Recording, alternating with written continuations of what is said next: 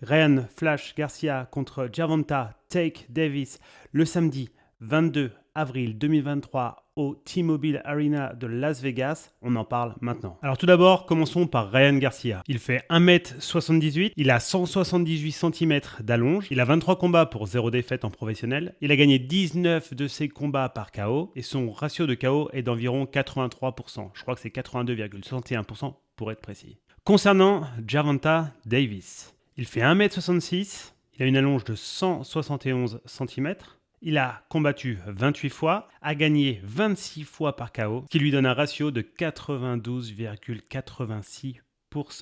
Alors quand on les met côte à côte, première chose qui va choquer, c'est qu'on se rend compte que ce sont tous les deux des machines à KO. On peut se dire que Ryan Garcia a un avantage parce qu'il est plus grand et il a une plus grande allonge. Mais bon, quand on connaît la boxe, on sait qu'avoir une plus grande allonge et être plus grand, c'est pas forcément tout le temps un avantage. Ryan Garcia a combattu dans une seule catégorie, qui est la catégorie des lightweight, d'accord, celle qui est à 135 pounds. Et il a décroché la ceinture intérimaire lightweight WBC. De l'autre côté, on va avoir Gervonta Tank Davis, qui lui a combattu dans 3 catégories différentes. La première, c'est Super Featherweight à 130 pounds. La deuxième, c'est Lightweight à 135 pounds. Et la troisième, c'est Super Lightweight à 140 pounds. Dans ces 3 catégories, il a gagné 4 ceintures. Il a gagné en Super Featherweight la ceinture WBA. En Lightweight, il a gagné la ceinture IBF, mais aussi la ceinture WBA. Et pour finir, en Super Lightweight, il a gagné la ceinture WBA. Tout d'abord, on va voir l'adversité qu'ils ont eue, d'accord ? On va déjà essayer de définir s'ils ont déjà combattu des champions. En l'occurrence, les champions, c'est quoi ? C'est un boxeur qui a eu une ceinture WBA, WBC, IBF ou WBO. Donc Ryan Garcia, lui, a combattu un seul champion qui était Luke Campbell. Gervonta Davis, il en a affronté plusieurs. Il a affronté Gamboa, il a affronté Santa Cruz, il a affronté Barrios et Pedraza. Si maintenant on les compare en termes de style, Ryan Garcia, pour le coup, est connu pour sa vitesse. Il est très rapide, mais il est aussi connu sur le fait qu'il est quasiment qu'un seul coup, c'est-à-dire son bras avant en crochet. Alors évidemment, ça peut être en crochet du gauche au corps ou crochet, donc du gauche puisque son bras avant à la tête. Mais à part ça, il a plutôt un footwork de pas très bonne qualité, enfin du moins pour ce genre de niveau, qu'on soit bien clair.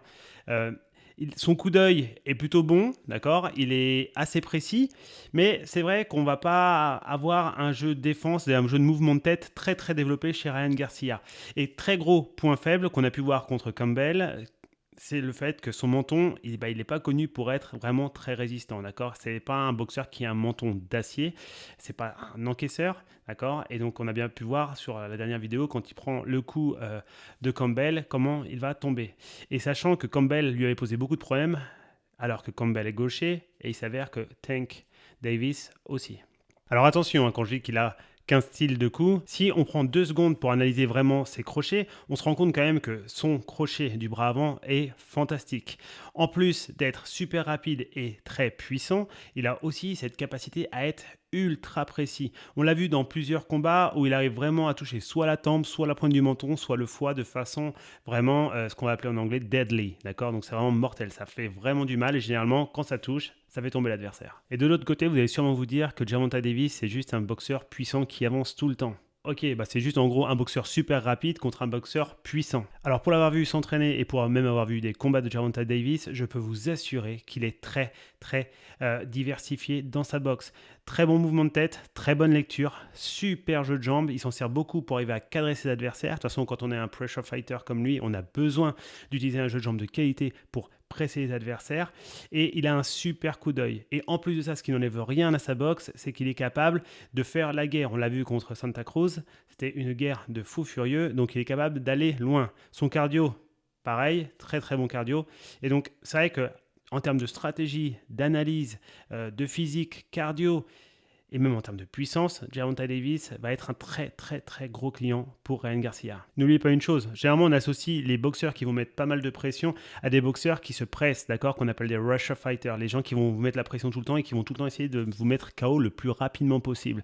En l'occurrence, dans les derniers combats, on a pu voir Gervonta Davis en mode patient, d'accord, il a des fois attendu 6e round, 8e round pour pouvoir mettre le KO qu'il fallait. Donc il n'est pas tout le temps en train de mettre la pression. Des fois, il va être capable de regarder, de temporiser, de commencer à créer un setup de qualité pour programmer son adversaire.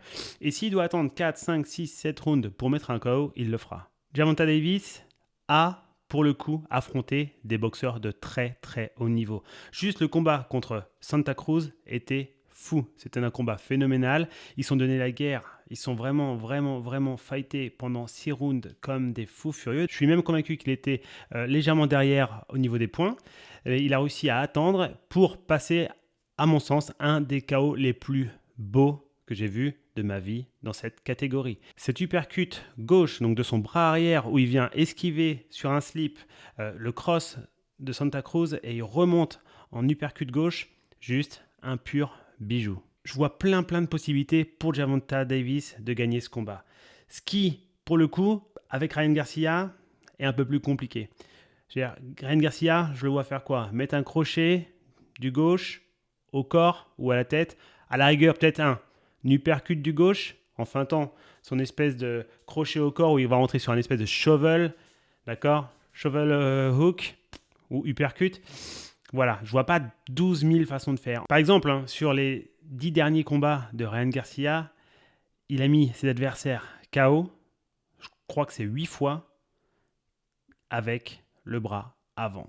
Et je crois même que c'était quasiment pour tous des crochets du bras avant. En termes de programmation, Garcia est bon, mais je trouve qu'il n'est pas au niveau de Gervonta Davis. En termes de footwork non plus. En termes de cadrage, bien loin de là. Il faut comprendre que Gervonta Davis est gaucher, ce qui n'enlève rien à la complexité de le boxer.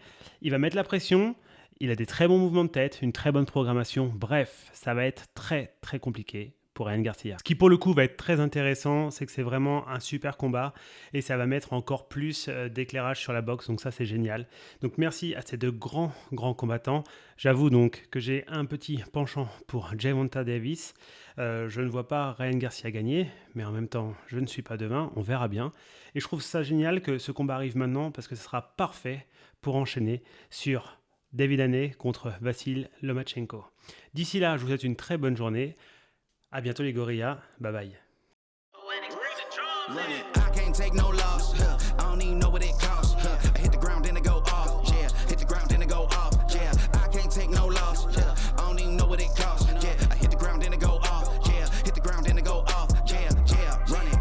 Ooh, I really feel it's my time, think it's my year. Yeah, I really feel it's my time, think it's my year. Yeah, I really feel it's my time, think it's my year.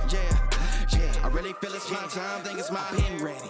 Used to hold myself back, my self-esteem damn patty. Gotta keep on chugging, ran through everything in front of me. Might smoke bed heavy, got a whole agenda. Can't aspire to get ahead, so bump that, it's no surrender. Got a dollar flipped up, I'm trying to get it an FT to get them when they